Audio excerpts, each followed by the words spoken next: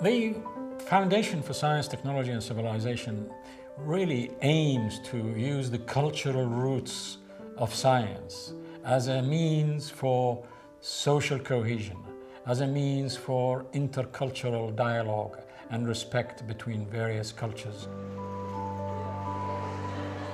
Effat University is built on the vision of Queen Effat, God rest her soul. The way that really you see the advancement of any society is through the education of its people.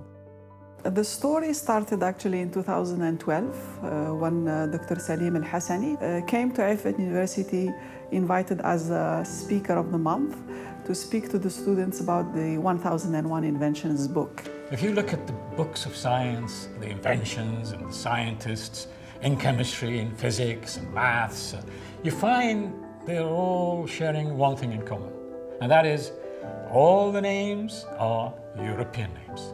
In between, there is 1,000 years missing.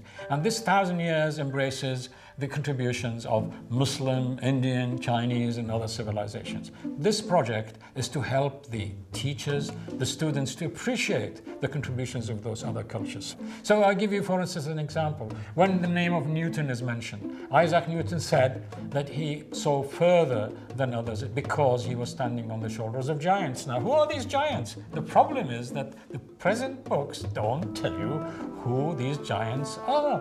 Many people are oblivious to this era of inventions and science, and it's really important.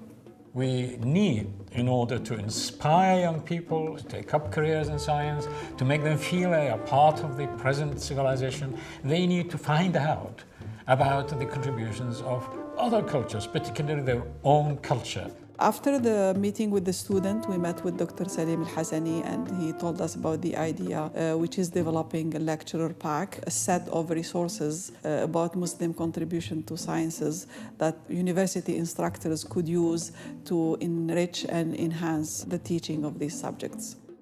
Then we started looking for a sponsor. Finally, we got the support of Sheikh Khalid Al-Jafari, for which we are very grateful. Effat University has been very dear to us as a family. It really started with Queen Effat, as we call her. She had the vision, really, to educate women from the start. That was in the late 50s, and she built the first school. Then it has evolved to what it is basically today. It went into a college, and it went into a full-fledged university, fully accredited around the world. The 1001 project is a great project. First of all, when Dr. Salim came and he presented the book to me, and I still have it actually with his signature on it, and I thought it was a marvelous thing. Assembling all of those scholars under really one roof, which is the book.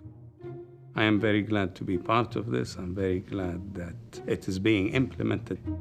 So this project emerged as a pilot scheme in Saudi Arabia, where we hope it will inspire young people to take science, but also give them a feel of how it was at the time of the golden age of the Islamic world. Each pack is dedicated to one subject, and it will contain material that they can use to enrich their own teaching, to make their subject more exciting, to engage the students in laboratories, in handwork, in tutorials, in stories, and even going out to field work outside. The lecture pack was introduced to us a year ago, so this is the third semester we are working with it. With my experience with my students, they learned more. And this is a very good positive sign for me. I've learned so much about a period of almost 1,000 years that I haven't been taught in school curriculums. Usually when you take theoretical classes, it is really hard to imagine, but when you have examples that you can apply the basic theories, it is easier to understand and absorb the information. It encouraged me to apply project-based learning, not traditional lecture. The lectures was based on the student. So they start to work on their prototype project. And these projects, they are picked from the pack. So they start to work on these projects step by step. So every time they face difficulty in something, then they ask me to do a lecture for this part. So in this way, I mean, it's like a student center. So that's what I like about it. It really goes with any discipline, and at the same time, it's the diversity of information in it that will enable the faculty really to excel in the way they design the course. I feel enthusiastic while I'm teaching it. I feel excited that I have this knowledge and I'm sharing it with my students. I have really learned to appreciate Muslim scientists even more, because not only they make you appreciate the history, but also like learn the basics of physics and math in a different way, different from the conventional way. Like instead of imagining hypothetical problems to apply the theories on, you would learn through like a real life project. I am proud to be a sponsor of it and privileged to be a sponsor of it as well, for the sake of education and better knowledge for our students of the future. The lecture pack, Effat University is piloting in collaboration with the Foundation of Science, Technology and Civilization. Also with Sheikh Khalid Jafali is a major academic contribution to the faculty and students all over the world. This project is hopefully going to be able to enrich. We're not changing the syllabus. We're saying to the teachers, the lecturers, professors, and the students, have a little bit of stories here and there so that it will remind you about those who have been airbrushed from history.